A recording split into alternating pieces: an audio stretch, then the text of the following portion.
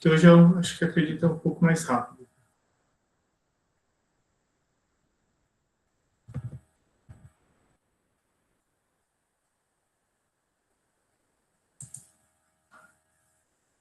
Bom, então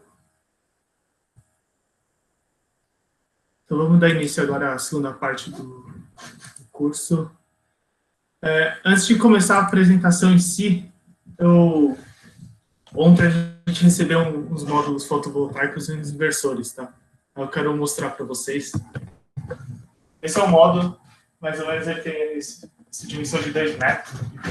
Aqui só cada um desses quadradinhos. Cada um desses quadrados aqui é uma célula fotovoltaica.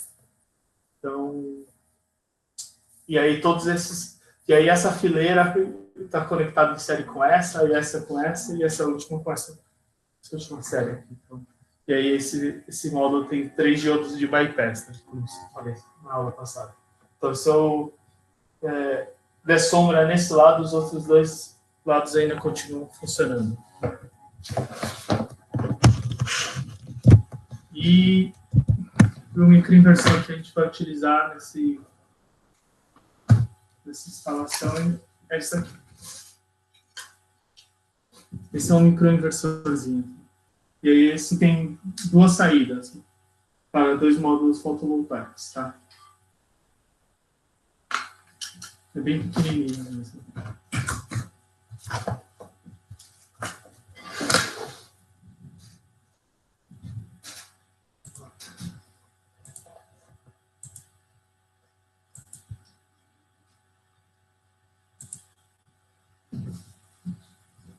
Bom, antes de começar, eu queria saber se alguém tem alguma dúvida da aula passada, se a gente já pode dar continuidade mesmo.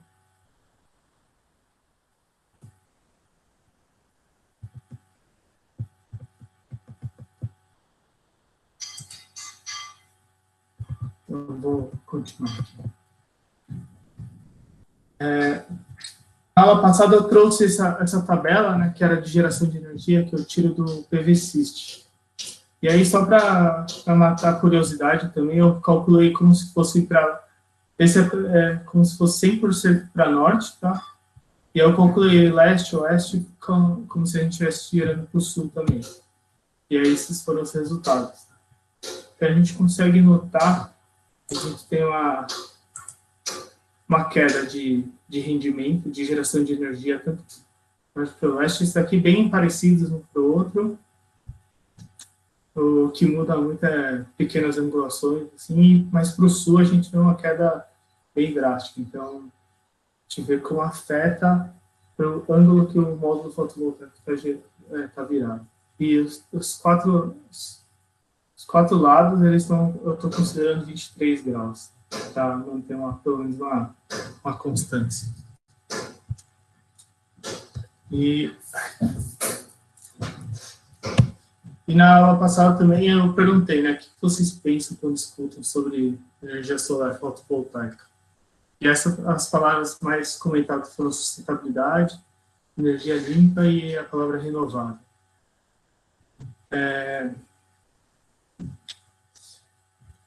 E eu também achei 3 palavras que vieram que eu achei que ficaram bem curiosas, assim, que é circularidade, de resíduos e o Brasil como referência. Vou contar um caso que há 8 meses atrás, um ano atrás, estava participando de um grupo de trabalho, um GT da ONU, sobre energia.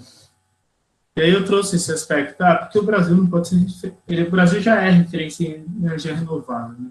E por que não ter a matriz 100% limpa e renovável? E aí, durante essa conversa, assim, muita gente perguntou essa questão.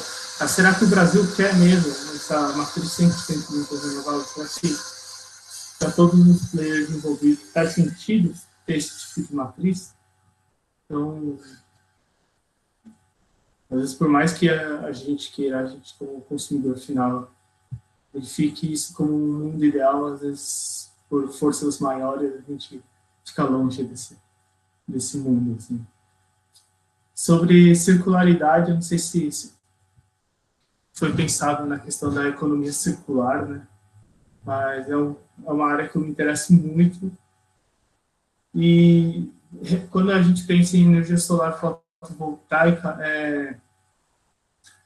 ainda está muito distante de ter uma cadeia totalmente fechada, assim, principalmente relacionada às fabricantes dos módulos fotovoltaicos. Eles ainda não possuem nenhum programa de circularidade que chega no Brasil, e pelo que eu escuto falar pelo mundo, também nada é falado, assim, mas muitas empresas estão surgindo, que aí eu vou unir junto com a palavra de resíduos, e muita empresa está trabalhando em cima da reciclagem dos módulos fotovoltaicos. Hoje, a gente tem uma empresa que chama SunR, que é uma empresa no Brasil mesmo, que ela já está atuando nesse setor, e eles conseguem reciclar cerca de 90% do módulo fotovoltaico. Não tem muito, eu não sei quanto porcentagem eles conseguem de cada material, mas eu sei que eles conseguem reciclar a parte do alumínio, vidro, do silício, do cobre e da prata.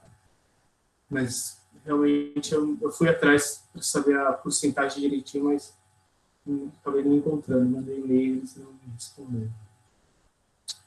E só uma curiosidade, que ontem saiu uma notícia que a Canadian Solar, que é uma fabricante de módulos inversores, assinou um contrato público-privado, um PPA, aqui no Brasil, que totaliza em torno de 862 megawatts de potência de usina solar instalada. E também alcançou uma marca de 7 gigawatts no Brasil de potência solar. Então, vou recapitular um pouquinho o que a gente viu na aula passada, foi que a gente encontramos as principais causas do efeito fotovoltaico, né? E o quanto a geração de energia causa problema nesse setor. E aí também a gente dimensiona um sistema solar de 4,25 kW de potência, com os 10 módulos que a gente considerou. E aí hoje eu vou trazer um pouco sobre como funciona o setor elétrico e onde esse sistema, esse consumidor está inserido dentro desse setor e como que ele pode gerar essa própria energia elétrica, né? Explicar um pouco, até surgiu a palavra geração distribuída, eu vou explicar um pouco desse setor e o que está acontecendo nesse meio.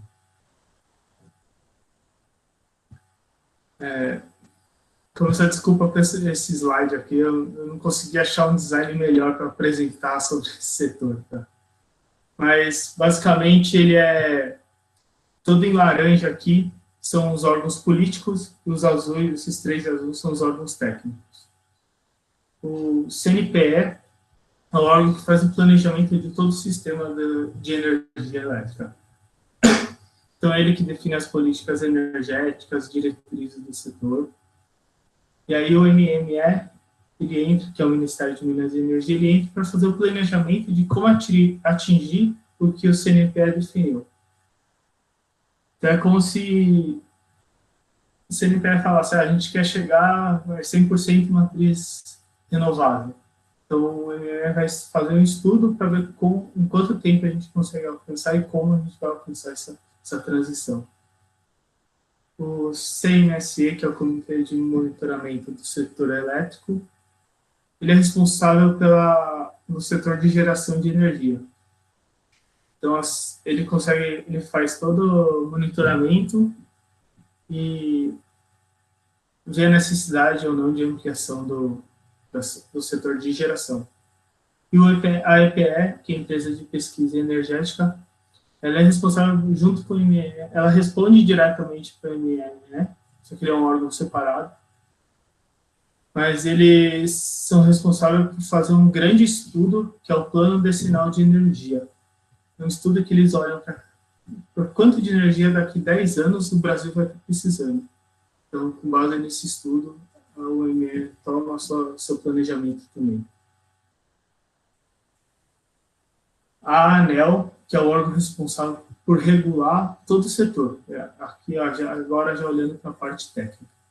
e ela coordena toda a geração, transmissão e faz a fiscalização do setor. A ONS é a operadora nacional do sistema elétrico e eles são responsáveis por ligar ou desligar uma usina, para onde, qual caminho a energia vai fazer, toda essa questão de subestações, eles falam o quanto de energia uma subestação vai receber e não vai. E a CCE, que é o órgão que fiscaliza a compra e venda de energia no mercado livre. O mercado livre é quando o consumidor pode escolher de quem ele vai comprar essa energia. Então, trouxe um pouquinho da topologia da estrutura do nosso sistema elétrico, né? Aqui em cima são as grandes geradoras, que são as hidrelétricas, termoelétricas, eólica, solar. Depois passa pelas linhas de transmissão, subestações, que aí já embarca na área da distribuição de energia. E os consumidores, tanto os livres quanto os cativos. As distribuidoras, elas são responsáveis por garantir que nós consumidores a gente tenha sempre energia, 100% do tempo. E elas também são responsáveis por contratar a energia que a gente vai consumir. Como a gente não é como o mercado livre que a gente contrata o que a gente precisa, então eles que fazem esse papel para a gente.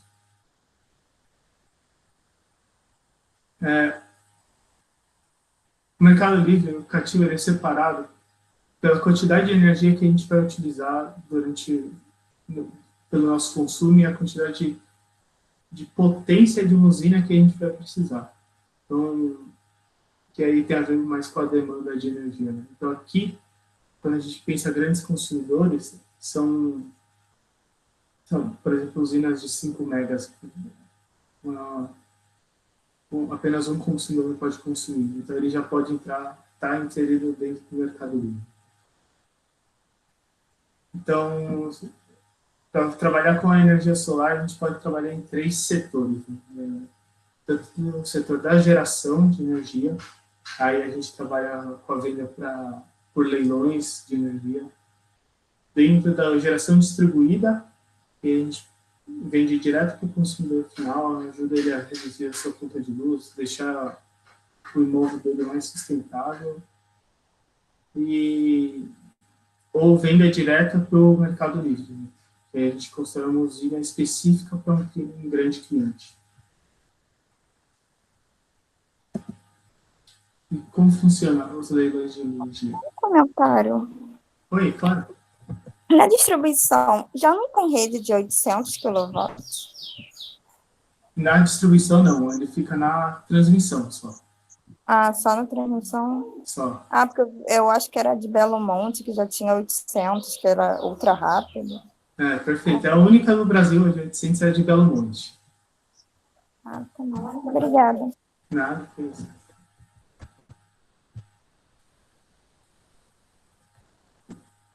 Bom, os leilões de energia, eles ocorrem pelo ambiente de contratação regulada, né? Ou seja, toda energia que a gente utiliza vem através desses leilões de energia. E quem organiza esses leilões é a força conjunta entre a ANEEL e a EPE. A EPE faz os estudos. Né? E os leilões podem acontecer... Esse ano está sendo estudado a realizar um leilão de A1. O que quer dizer A1? A1 é que daqui a um ano essa usina de energia tem que estar fornecendo energia para o sistema elétrico. Então, a 0 é imediato e a 7 é daqui a 7 anos. Então, eu separei dessa forma porque essas daqui de cima são mais focadas nas energias renováveis, tá? Porque é mais fácil de construir, é mais rápido, tem menor impacto ambiental, então o estudo é muito menor. Então, toda a burocracia por trás para construir esse tipo de usina é mais fácil. De A5, A6, A7, aí ficam as térmicas, as grandes térmicas e as hidrelétricas. Por exemplo, Belo Monte. Belo Monte fica dentro, se não me engano, por A6.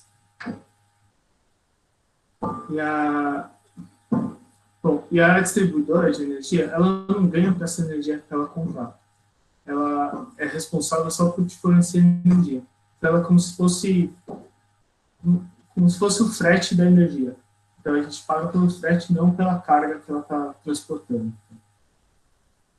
E quando ela contrata energia a mais, por exemplo, ela é penalizada por isso porque teoricamente ela gastou mais dinheiro do que precisava.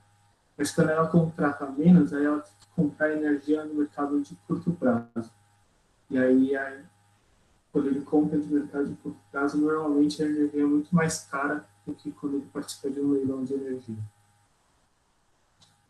E o Mercado Livre é um contrato direto com o consumidor, então eles não participam desse tipo de leilão de energia no mercado regulado, e para eles fica muito mais fácil de negociar esse preço do quanto que eles vão pagar pelo quilowatt-hora de energia.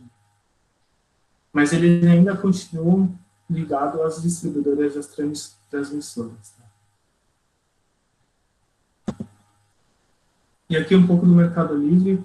O Mercado Livre cresceu esse ano, mesmo na pandemia, em torno de 23%, e ele é subdividido em 4 mercados: Norte, Nordeste, Sul, Sudeste, Centro-Oeste e Sul. E eles são divididos mais pela forma física, de onde que está sendo gerada energia, como está distribuída a nossa linha de transmissão e distribuição, e não realmente por regiões Norte, Sul, Oeste, Oeste. E hoje, para você entrar no Mercado Livre, o consumidor precisa ter pelo menos uma demanda contratada de 0,5 mega, ou 500 quilowatts. Que fica nessa linha aqui, esqueci de colocar um dado aqui. Hoje, esse cliente ele é considerado cliente especial, consumidor especial. Consumidor especial é quando você só consegue contratar energia de fontes renováveis.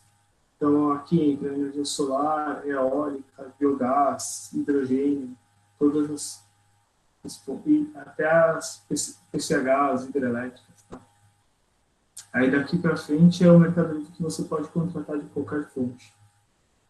E foi feita essa separação porque, quando se iniciou esse estudo, ainda as fontes renováveis não conseguiam bater de frente em relação a preço com as energias já existentes. Então, mas com o tempo é de, por exemplo, em 2023, daqui a 3 anos, a previsão é que não exista mais esse consumidor especial, porque as fontes renováveis já vão conseguir compor de pé de igualdade com essas fontes tradicionais. Mas hoje em dia, não no Brasil, mas em Portugal, foi vendido no leilão lá o valor mais barato de todos os tempos de quilowatt-hora foi através de uma fonte solar. Então, as energias renováveis realmente estão ficando muito mais baratas. E como você já entendeu que a distribuidora não ganha nada com a energia que a gente consome no ensino, apenas com o transporte dessa energia. Não sei se vocês chegaram a escutar sobre a conta Covid. A conta Covid é uma ajuda que a gente vai fazer para as distribuidoras, na verdade. Por quê? Nessa pandemia, todas elas estão sofrendo pelo baixo consumo, principalmente das indústrias. Então, como você já entendeu que toda a contratação é feita antecipada e eles não estão recebendo por isso, está tendo um déficit muito grande financeiro para eles. Só para você ter ideia, por exemplo, o Rio de Janeiro ele consumiu em média 17% a menos que o ano passado, e São Paulo 13% a menos. Mas em questão volumétrica de megawatt-hora, São Paulo consumiu 16 mil megawatt-hora menos que no ano passado, e o Rio de Janeiro cerca de 5 mil, 6 mil megawatt-hora menos. Então, esse é um volume muito grande para quem já está contratado, já está pagando por toda essa energia e não está recebendo nada por ela. Então, a CCE, que vai gerenciar toda essa conta, desse empréstimo que está sendo realizado com diversos bancos, se não me engano é Bradesco, Santander e o próprio Itaú, eles que vão fazer esses empréstimos para as distribuidoras, e o valor total desse empréstimo vai ser de 16 bilhões e 414 milhões e uns quebrados aí. E os juros é de 8,33% ao ano. Então, e essa conta, as distribuidoras estão falando que você paga em 5 anos, né, e querendo ou não, vai refletir no nosso bolso, né, não vai entrar como um encargo para a nossa conta de luz. Né. Então, nos próximos 5 anos, pode esperar que a conta suba um pouquinho. E as 3 distribuidoras que mais captaram recursos nessa conta Covid, que foi chamada, foi a CEMIG em Minas, a Enel em São Paulo e a Light aí no Rio de Janeiro.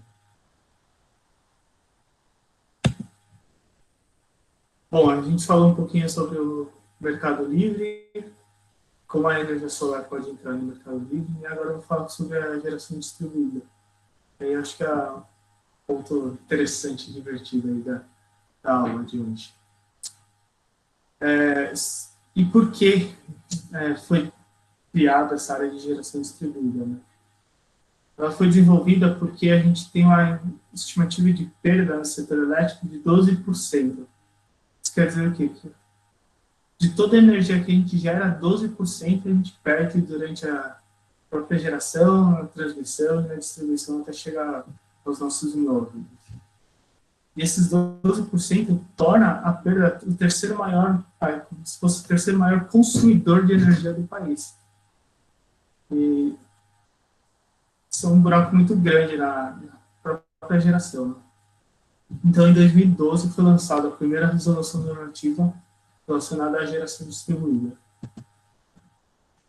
que foi a resolução normativa 482. Ela foi no dia 17 de abril. E aqui eu só vou trazer os principais pontos, tá? Porque é enorme as resoluções, mas se alguém quiser, eu posso passar eles aí. No próprio site da ANEEL, é fácil de encontrar. Bom, nessa primeira resolução, trouxe pela primeira vez o conceito de microgeração e minigeração. E nessa resolução, microgeração eram os geradores de energia no lado do consumidor, que tinha uma usina de até 100 kW.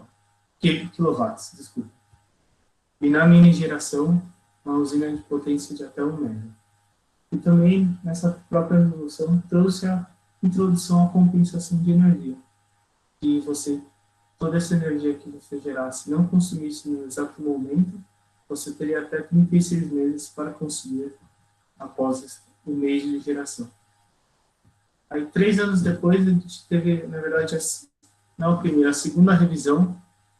Na verdade, em 2012, teve uma própria revisão da 482, só que ela só mudou alguns pequenos pontos. A grande mudança veio 3 anos depois com a 687, 24 de novembro de 2015, que aí mudou um pouquinho a potência da microgeração, foi de 100 para 75, e aumentou muito de minigeração, que foi até 5 MW. Menos para as PCHs, que são as pequenas centrais hidrelétricas, as gerações de energia com base d'água, né, que foi até 3 MW. A compensação de energia foi de 36 para 60 meses, e foram adicionadas 3 grandes modalidades, que é o EMUC, e a geração compartilhada e o autoconsumo remoto. Logo mais para frente eu vou explicar ele bem mais detalhado, só para trazer um pouquinho mais da resolução mesmo. E 2 anos depois a gente teve a última revisão até agora, foi 17 de outubro de 2017, que mudou, foi a minigeração, que agora todas as fontes podem construir usinas de até 5 MW. A compensação não mudou, a questão de modalidades também não. Uma coisa que mudou bastante também foi a proibição da migração das fontes já existentes para o setor de geração distribuída. Isso estava acontecendo muito quando estava com a 687, porque pequenas usinas estavam dividindo, por exemplo, uma usina de 10 megas, estava dividindo essa usina em duas de 5 megas para começar a vender energia no mercado de geração distribuída. Para eles estava financeiramente era muito maior. Mas isso estava dando um grande problema no setor elétrico, porque quando você sai de uma geração garantida pelo governo, que o governo vai precisar dessa energia, migra para a geração distribuída, que é o mercado direto de venda com o consumidor, o governo fica com essa falta de energia e ela fica arcar com essas consequências. Então, por isso que teve essa proibição. E agora, no último dia 18 de novembro desse ano, o Tribunal da União, o TCU, né, determinou que a ANEEL deve apresentar um plano de revisão em 90 dias. O grande problema é que essa revisão, o setor já está discutindo ela há 2 anos, aproximadamente. E a última vez que a ANEEL trouxe as hipóteses de revisão, todas elas acabavam com o setor. Então, vamos ver o que vai acontecer, mas tem muita gente brigando para falar que não faz sentido essa obrigação de rever em 90 dias, que ainda tem muita coisa a se discutir. Mas essa revisão vai acontecer e a previsão é que ela aconteça no primeiro semestre do próximo ano. Bom, o cronograma, agora eu vou passar rapidinho. Esse é o cronograma da microgeração. Então a gente passa por todos esses pontos. O primeiro ponto é a gente apresenta uma solicitação de acesso à rede elétrica para as distribuidoras e elas têm 15 dias para emitir esse parecer de acesso. Ou 30 dias se for precisar de obra para melhorar a rede elétrica, para garantir o fornecimento de energia. Aí muda o jogo, aí vai para esse lado do campo, que é o campo da instalação. Você tem 120 dias para fazer a instalação do seu sistema. Então, você pega usinas pequenas, por exemplo, pegar essa de 3,45 que a gente fez instalar, calculou, em 120 dias é mais que suficiente. Mas pega usinas de 5 megas que estão dentro da geração distribuída, fica muito apertado. Então, esse cálculo de tempo tem que ser bem feito. Assim. Depois que você fez a instalação, você faz a solicitação de vistoria. Aí vai um agente da ANEEL ou da distribuidora fazer a vistoria no local para ver se está tudo de acordo com o que você apresentou de projeto para a distribuidora. E aí elas têm 7 dias para realizar essa vistoria. Realizando a vistoria, eles entregam o relatório em 5 dias, ou se tiver tudo aprovado, em 7 dias fazem a aprovação do seu ponto de conexão e a troca do seu medidor de energia. E aí depois você tem mais 30 anos para aproveitar o seu sistema solar fotovoltaico, gerando energia. Na mini geração é bem parecido, o que muda esse começo aqui. Vai de 15 para 30 dias, para emitir o parecer de acesso. E se precisar de obra, demora 60 dias para sair o parecer de acesso. E agora eu vou falar um pouquinho sobre o mecanismo de compensação de energia.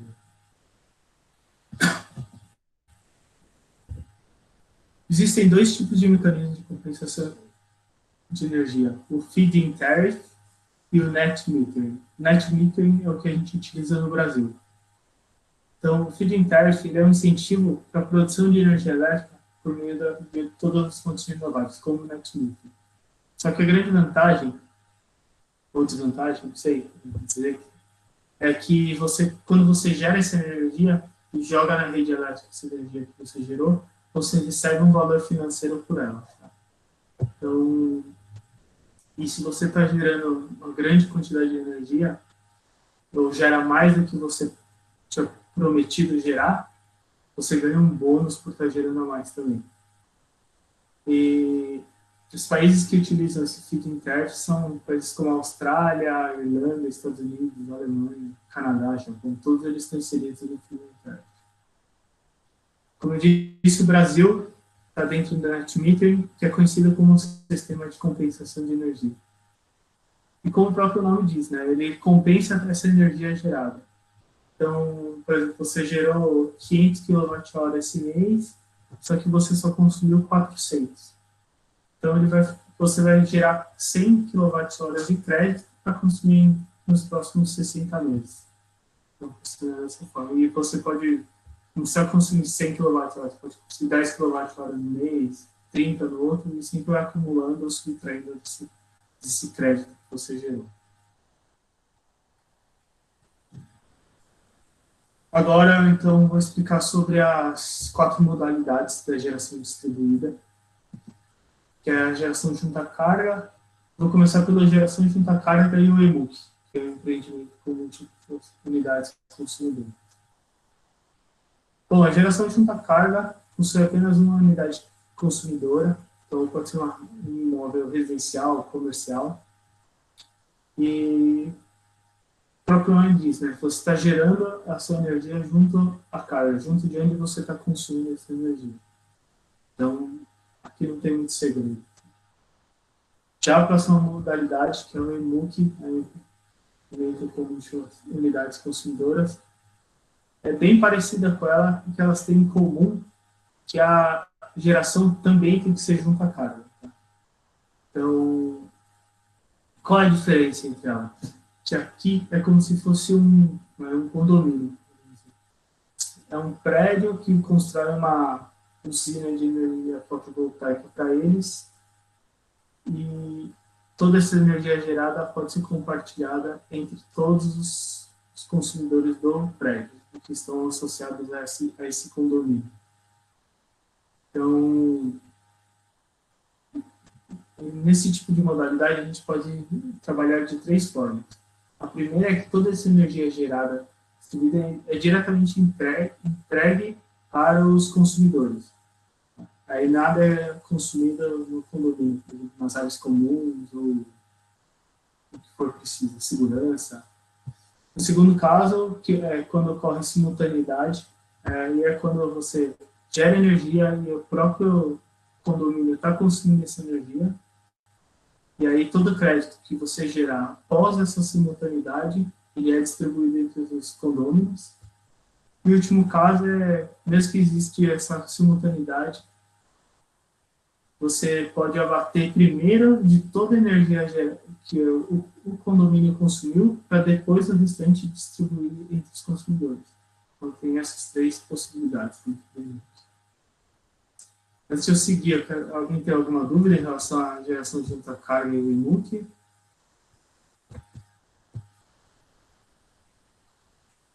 Então agora eu vou para a geração remota e geração compartilhada. A geração remota é quando você gera energia em um local e consome em outro. Como assim? Por exemplo, aqui, a gente está vendo que é uma casa de campo, e aí você está gerando energia elétrica nessa casa de campo e pode consumir no seu apartamento dentro da cidade. Então, assim, é possível fazer dessa forma. Ou você tem 3 casas dentro da cidade e pode instalar o seu sistema solar em um local e distribuir para os outros 2. Tá?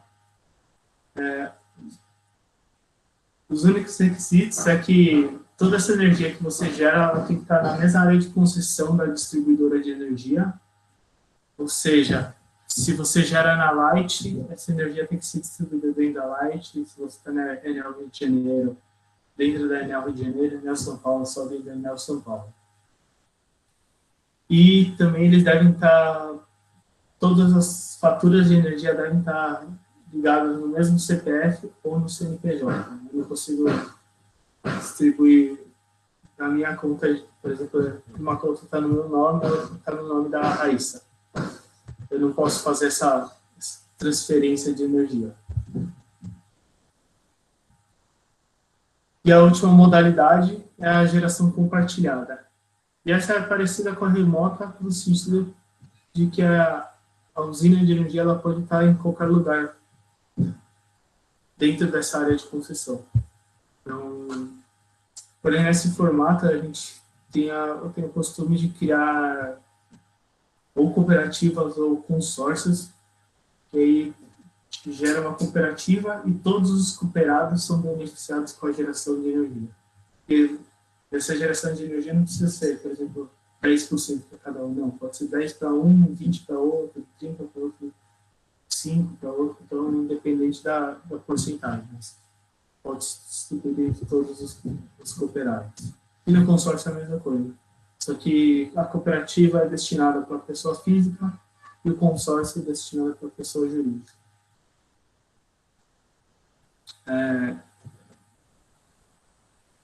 E as cooperativas também, elas têm uma quantidade mínima de pessoas que é para 20 pessoas. Né? Então, são, pelo menos, precisa de 20 amigos aí para conseguir uma geração compartilhada nesse sentido. Então, agora a gente já conseguiu definir a potência do sistema do nosso case, né, que era de 4,25, utilizando 10 módulos fotovoltaicos. E nesse caso, o sistema está dentro da modalidade de compensação junto à carga. Mas poderia estar dentro da modalidade remota, se tivesse uma outra carga dentro da mesma concessionária e fornecer energia para os dois locais. Só uma curiosidade também, esse sistema ele reduz em torno de 1 tonelada de emissão de CO2 na atmosfera e equivale a aproximadamente 46 árvores plantadas durante os 25 anos de vida desse equipamento. Eu não tinha planejado nada para trazer sobre retorno financeiro, mas como a gente teve algumas perguntas relacionadas a isso na aula passada, eu trouxe um pouquinho sobre esses dados. Tá? E como eu não tenho também, eu não sei se esse cliente é da Light, da Enel Rio de Janeiro, eu também não tenho a conta com os valores que são utilizados, eu peguei esses dados direto no site da Enel. A Enel, ela libera todos os valores de todas as distribuidoras do Brasil. Então, se você acredita que sua conta está vindo errado, ou você quer saber, você vai se mudar e quer saber o quanto você vai pagar de energia em outro local, você também pode consultar a Enel. E lá eles trazem 2 tipos de conta. Essa modalidade A, que são para os grupos de alta tensão, mas que não estão no Mercado Livre. E a grande diferença é que a conta de energia desses clientes ela vem dividida em 2 pontos. Em postos de ponta e postos fora ponta. Qual que é a diferença? A diferença é o valor pela energia que a gente paga. A gente está pagando na ponta, a gente paga quase R$460 nessa modalidade azul, e na fora ponta, R$280. Então, é uma diferença bem grande em relação a consumir tanto na ponta quanto na fora ponta. E quem define esse horário de ponta é a própria distribuidora. E ela pode escolher entre o horário iniciar às 5 da tarde, terminar às 8 da noite, ou começar às 6 da tarde e terminar às 9 horas da noite. São 3 horas seguidas. E no grupo B, a gente apresenta apenas os valores é apresentado também o valor de TUSD e de TE. TUSD é o valor de transmissão de energia, TE é o valor da geração de energia, e normalmente é apresentado como se fosse um valor só. Então, apresenta com esses valores somados. Tá? Eu estou pegando o caso da Light, mas, sinceramente, eu não sei se é a região que eu estou utilizando da Light, pelo que eu pesquisei um pouco, mas desculpa se eu estiver errado. Tá? E aí eu vou utilizar o valor da tarifa convencional da classe residencial. Então, o valor da TUSD é de R$370 e o valor da TE é de R$292. Somando esses 2 valores de 370 e 287, dá mais ou menos um valor de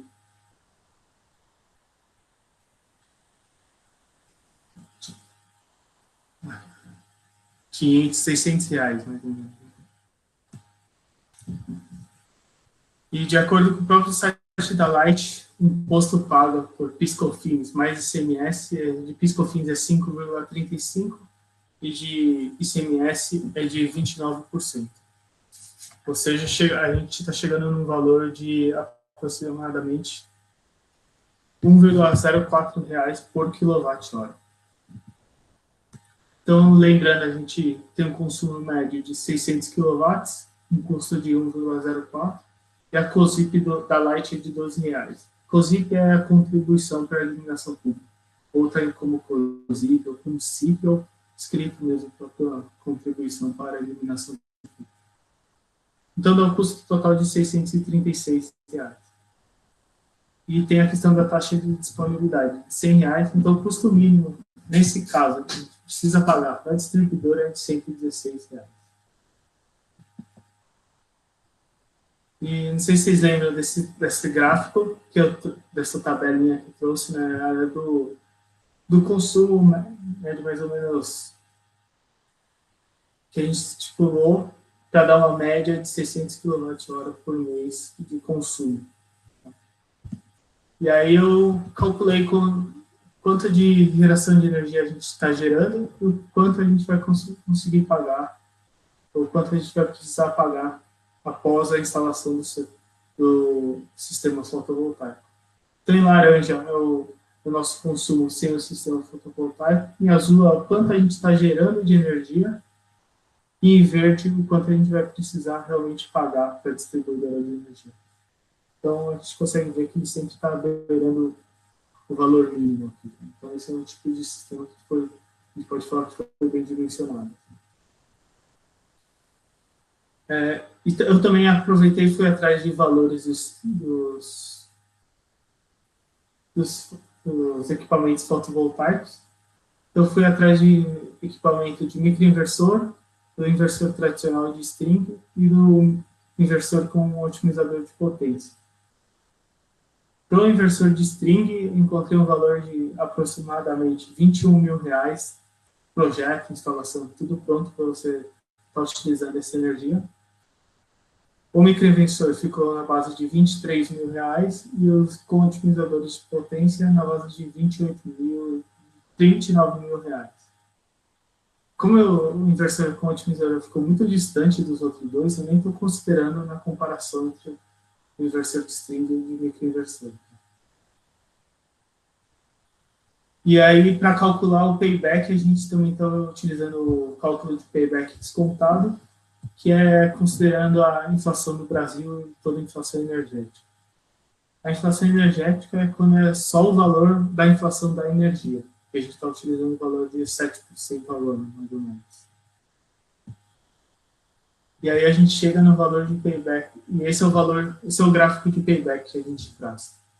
A gente consegue ver aqui que a gente tem esse é o valor de investimento, mais ou menos 21 mil, 28 mil, 23 mil, né? E aqui é o tempo de payback. Então, em torno de 3 a 4 anos, a gente já está pagando esses tempos. Só com a economia que a gente está tendo de energia, e o restante, teoricamente, é o lucro que você está tendo por não gastar com energia elétrica. Então, no final dos 30 anos, a gente está deixando de gastar mais ou menos 300 mil com a distribuidora de energia. Então, quando eu olho esse tipo de gráfico há 3 anos, cara, é muito rápido. É incrível ver como toda essa energia solar em 2012, 8 anos atrás, o valor mínimo era em torno de 7 anos, hoje está se pagando em 3 anos, assim, está se tornando viável para todo mundo, sabe? Então, 3 anos é um tempo muito baixo mesmo. E só para você ter ideia, esse valor baixo é por causa do valor por quilowatt-hora que os consumidores da Light estão pagando. Então, no caso de São Paulo, a gente paga em torno de 30% menos que a Light. Então, nosso valor por quilowatt está em torno de 73 centavos, 4 centavos. E aí, por esse grande motivo, o payback de São Paulo é um pouco mais longo. E agora eu vou trazer um pouco sobre modelos de negócio. Até aqui alguém tem alguma pergunta?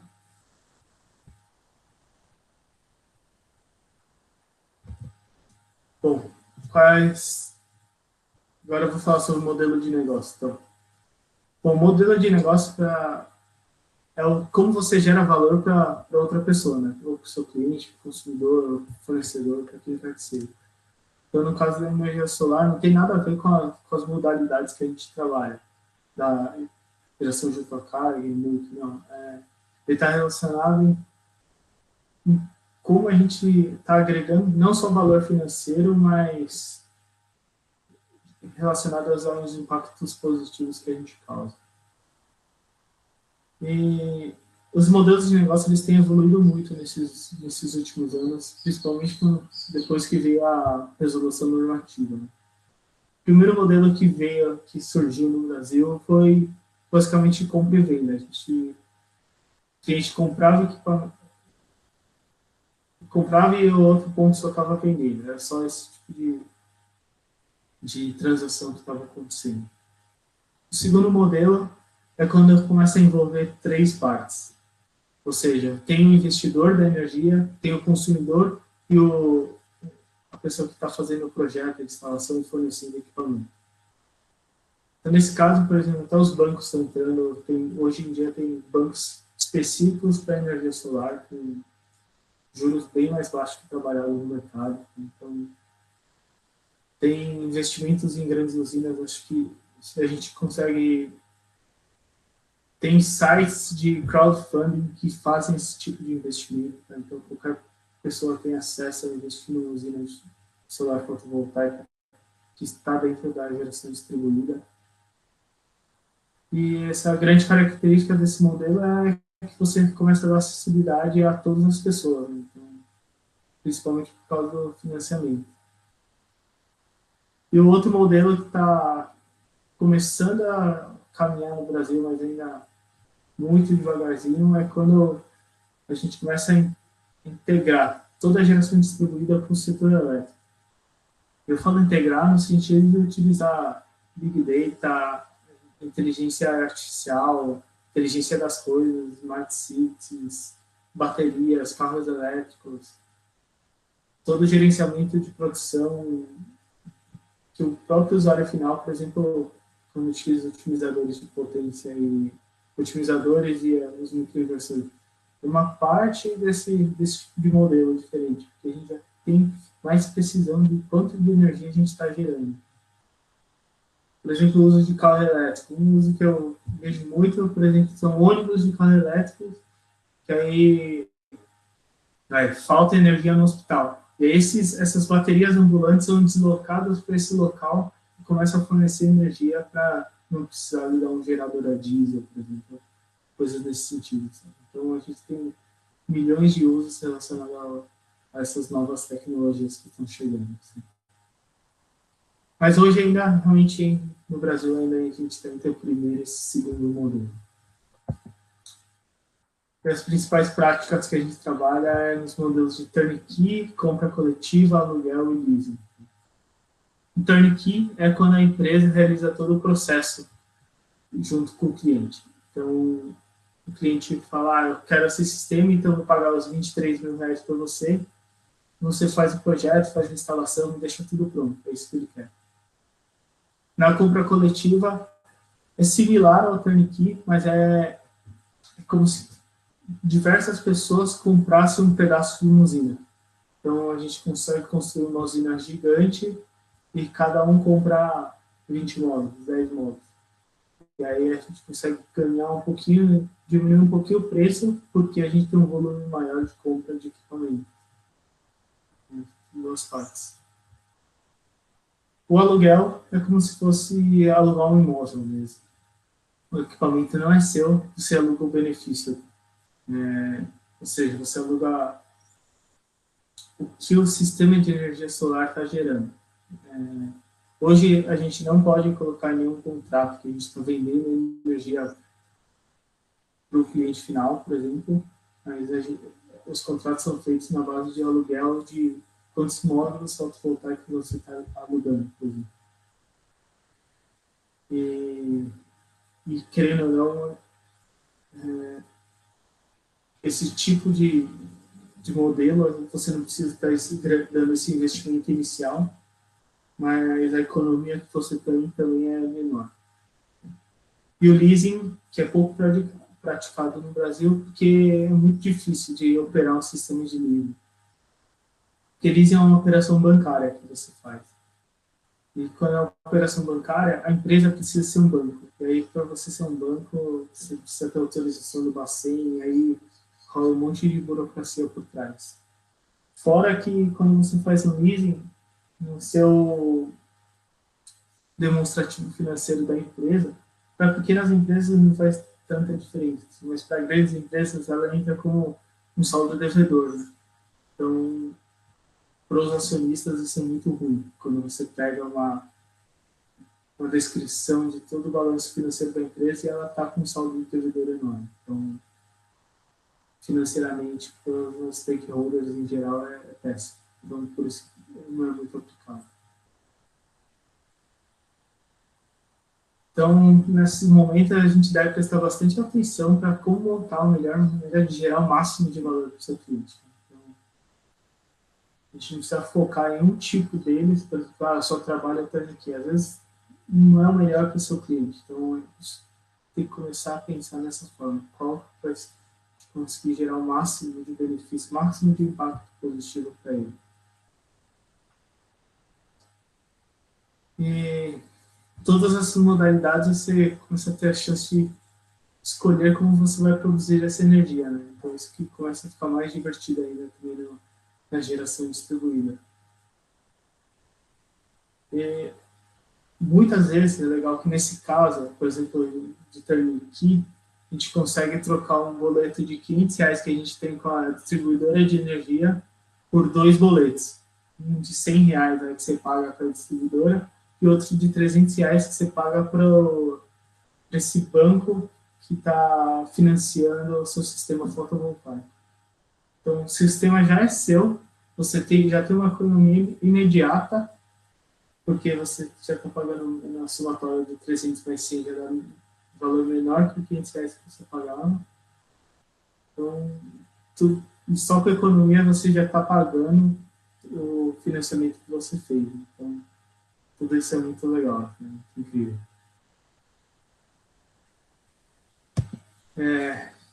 E o que falar do futuro da energia solar, tanto para a geração distribuída ou para o mercado em si. Bom, aí a partir de agora é o que a gente tem estudado e nada é 100% que vai acontecer. Né? A única coisa 100% que vai acontecer, eu sei que vai ter a revisão normativa. Só não sei como que eles vão fazer para beneficiar ou regredir esse setor que a gente está. E outro futuro que eu tenho certeza também é que os grandes consumidores, 100% deles vai ser aberta a possibilidade de estar no mercado livre. Então, acho que, quem sabe, no futuro até a gente possa começar a escolher de onde vem a nossa energia. Porque países como os Estados Unidos, a Europa em si, os consumidores finais ter esse acesso a escolher a distribuidora que compra energia de energias renováveis, compra energia das termoelétricas. Então, fica aberto para eles terem essa opção de escolha. Como se fosse uma telefonia, uma operadora de telefone. E uma coisa mais técnica que eu vou explicar hoje é sobre um pouco a tarifa de energia. Como eu falei, ela é dividida na área de geração e na área de distribuição. A TE, que é a tarifa de energia, tem mais ou menos geração, 38% dela pelo custo da geração e 12% são os encargos relacionados à geração de energia. No lado da TUSD, fica o fio A, que é relacionado à transmissão de energia, o fio B para a distribuição, e aí tem os encargos relacionados à transmissão e à distribuição, o valor de perdas que é cobrado da gente para cobrir aquele buraco de 12% que a gente perde na transmissão e distribuição de energia. Eu não sei se vocês escutaram que quando começou toda esse burburinho da mudança da resolução normativa, veio um termo que o pessoal começou a falar que é para proibir a taxação do sol, né? Eu acho bem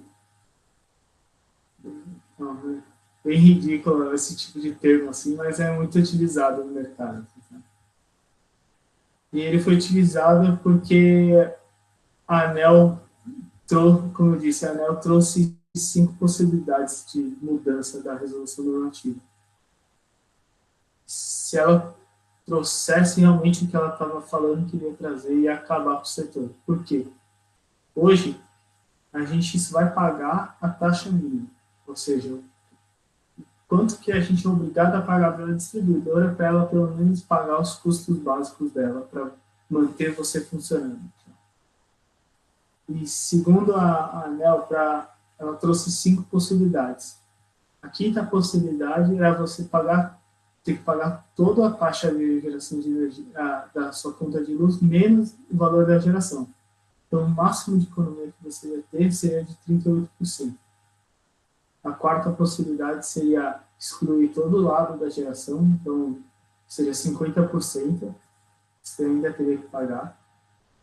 E aí, na terceira geração, seria o fio B, o fio A.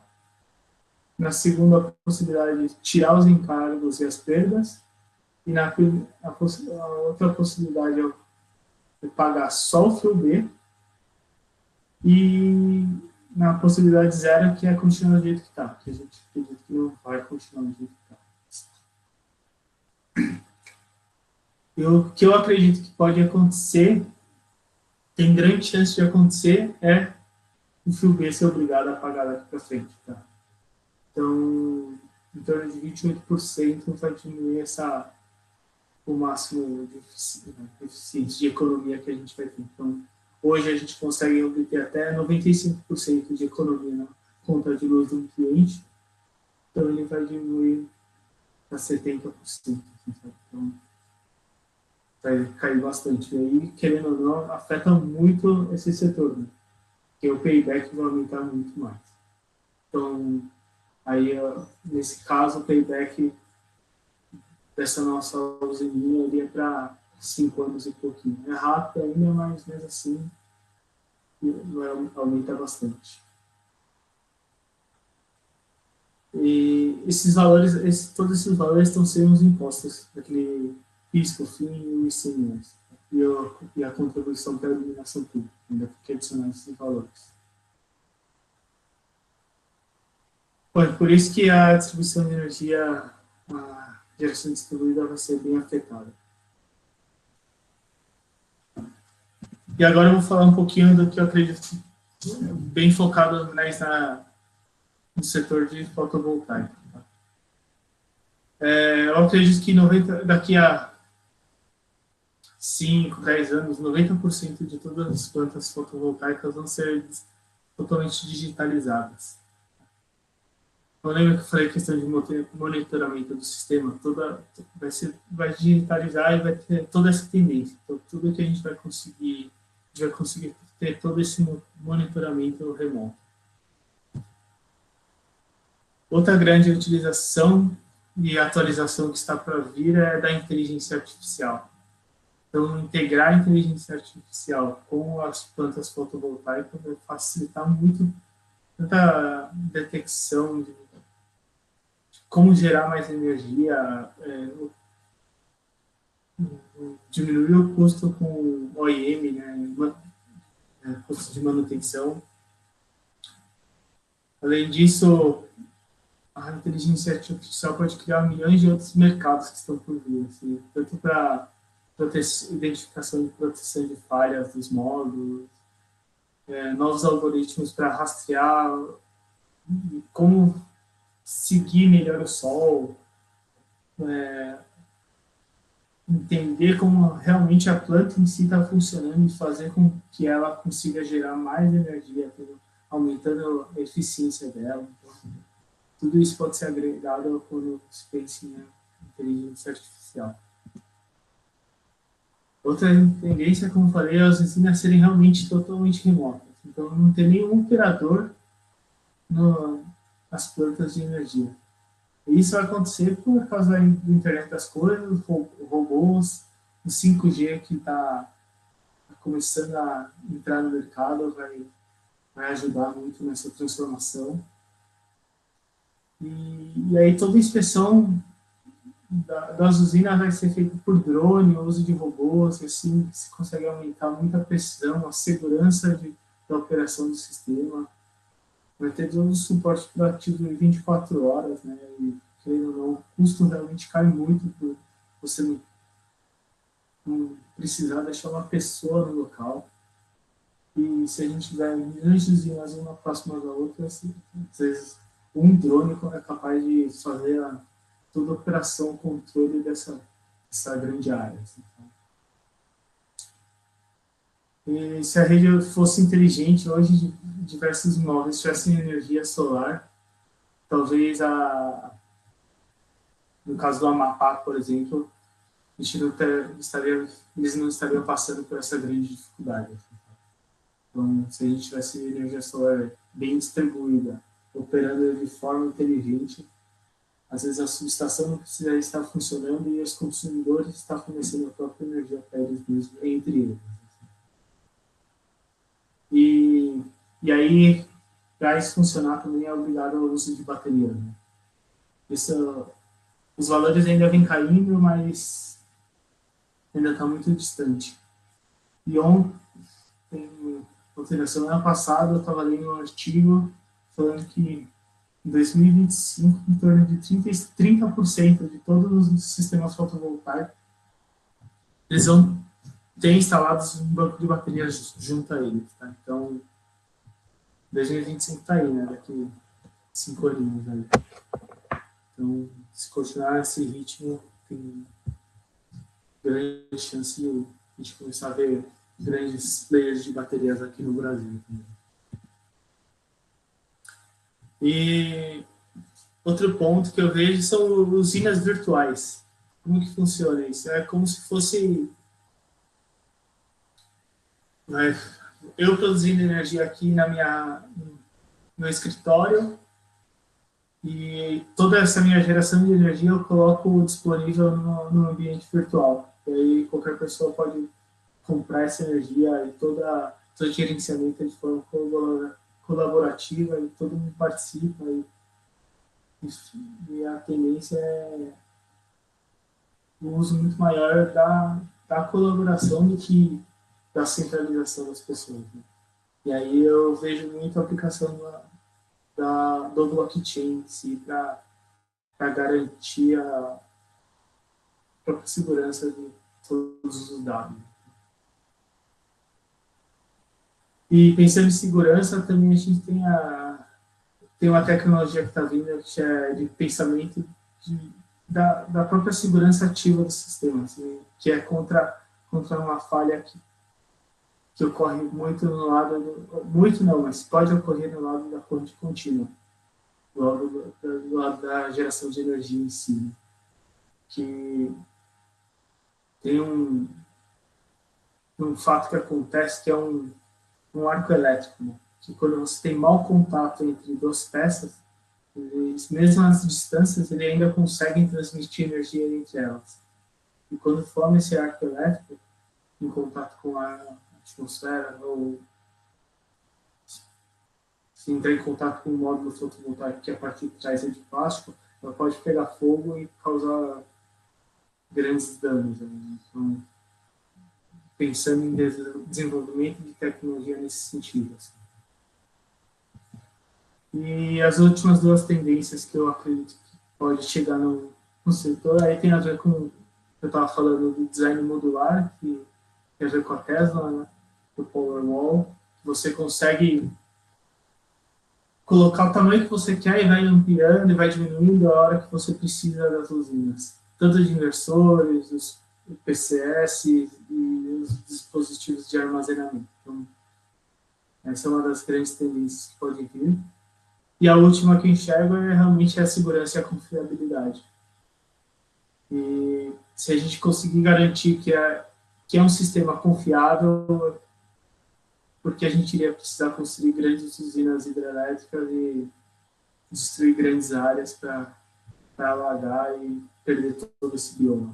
Então, se a gente conseguir distribuir em todas as casas e garantir que a gente vai ter esse mínimo de geração, talvez esse bairro consiga continuar funcionando só com a geração dessas usinas solares distribuídas em cada casa. Tá? Então, é mais ou menos esse pensamento. E agora, para finalizar, eu vou trazer alguns outros usos da energia solar. Essa é uma foto de uma usina chamada Concentrated Solar Power, tá? CSP. Isso daqui são pequenos espelhos que eles recebem a energia do sol e refletem para um único ponto. Todo esse ponto ele é aquecido e aí passa por um trocador de calor. Não sei se todos conhecem. Trocador de calor é onde você faz troca térmica entre dois fluidos. Então, nesse caso, você aquece um sal ou um óleo, aquece a grandes temperaturas, aproximadamente 400 graus Celsius, chega esse óleo ou esse sal. E aí a gente passa por esse trocador de calor, passa esse fluido desse lado e a água do outro, e essa água é transformada em vapor, que passa numa turbina e gera essa energia elétrica.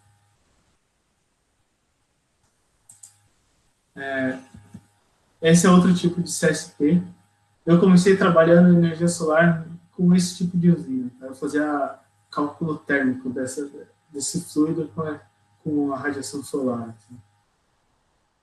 Mas aqui o sol reflete nesses espelhos côncavos e é tudo direcionado para esse tubo aqui onde passa um óleo. E todas essas usinas a gente está considerando como se fosse on-grid, né, conectados à rede. Mas também existem diversos sistemas que podem não estar conectados à rede elétrica. E elas são conhecidas como off-grids. São muito pelos motivos de ter sistemas isolados, assim, que não faz sentido você construir uma subestação enorme para suprir pequenos consumos. Então, aí tem essa possibilidade de instalação. Que aí você instala pequenos painéis solares junto com um banco de bateria, e aí você começa a gerar energia em qualquer lugar do mundo que tenha sol. Então, no Brasil, isso é muito aplicado, na África do Sul também, na África em geral é muito aplicado. Na África até existe uma empresa que aluga geladeiras solares. Como que funciona? Toda geladeira tem um banco de bateria, e aí esse banco de bateria é carregado numa estação para ter alguns módulos fotovoltaicos. E aí você conecta essa bateria nesse ponto e depois você leva a geladeira embora. Assim. Mas aí tem toda essa logística envolvida, mas existe esse universo de possibilidades. Né? Também tem questão de notebooks, carregamento de celular. Falando em carregamento de celular, depois eu trago um painelzinho para vocês darem uma olhada. Bom, hoje é mais rápido, é só isso mesmo que eu vou trazer para vocês nesses 2 dias. Espero que eu tenha inspirado vocês e não afastado vocês desse incrível setor aqui de infinitas possibilidades. Né? E aqui eu deixo meus contatos para quem quiser realmente mandar um e-mail, trocar qualquer informação aí, pode ficar à vontade, que eu tento responder o máximo possível, mais rápido. Então. Isso, obrigado aí. Obrigado, Gabriel. Queria agradecer pela presença, né? e por esse curso que você deu aqui no Ambientável. Eu assisti hoje, achei muito interessante, um tema muito pertinente. E agradeço também quem participou, se inscreveu no Ambientável e assistiu esse curso aí. O link para o formulário de participação está no chat. E é isso, só agradecer e parabenizar pelo curso. Isso, valeu, obrigado. Obrigado a todo mundo mesmo, foi sensacional, foi uma experiência incrível aqui para mim. E espero que vocês realmente tenham gostado e realmente tô aberto aqui para, se precisar, tirar qualquer dúvida aí, pode contar com a gente. Alguém tem alguma dúvida, quer falar alguma coisa? Eu vou pegar um mini painelzinho aqui rapidinho. Pode.